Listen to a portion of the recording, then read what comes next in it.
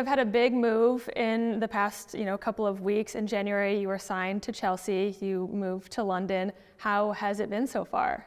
It's been great so far. Like you said, it's a big move for me coming from California, but it's been great. I feel like I've been welcomed with open arms, and it's been so exciting to be here. Was playing in the European leagues something that you thought about for a long time? Was this an unexpected move for you? What was the mindset behind it? I think I always knew I would want to come at some point. It was just waiting for the right opportunity and waiting for the right club, and I feel like Chelsea is that for me. That's super exciting. We'll talk about all you are, kind of doing with Chelsea, the movement behind women's sports and how that's kind of pulled you here with your transfer fee that kind of made a lot of news. But before we get into those sorts of things, I want to know a little bit more about you as like a human. Can you tell me a little bit more about yourself growing up, kind of finding a love for soccer? Yeah, I grew up in San Jose, California, and I started playing soccer pretty young, probably 3 or 4 years old, and my older brother and my dad both loved it, so I was immediately thrown in, and I fell in love with it too.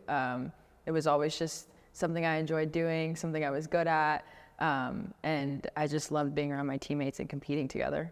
And a lot of young kids, especially across America, are thrown into sports when they are younger. But when did you realize that this is something that wasn't just a hobby like it is for so many people, but something that you could really build a career out of?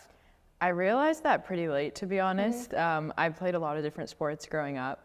I knew soccer was my favorite pretty early, and I knew that if I had to pick one, it would be soccer. So I think probably around middle school is when I started focusing only on that and kind of let all other sports fall away. But I think going into college and playing against different schools and comparing myself to a lot of players across the country is when I realized I could go far in this. And I think just having the right people around me supporting me made a big difference and helped me realize that this is something I want to do. Yeah. How do you balance your love for, which I'm sure you still have, but also knowing that it's something that now is your livelihood? I think that that's for creatives, for athletes, it's kind of a hard transition sometimes to realize that this isn't just something for fun anymore. How has that been in your experience?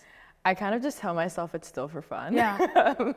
And that normally helps me when I feel like I'm under a lot of pressure or anything like that. I think a lot of times you just have to remember why you first started playing, and you remember why you fell in love with the game, and that's what keeps you going. So I think it can be a hard balance, but I just try to keep having fun while I'm doing it. Yeah, definitely.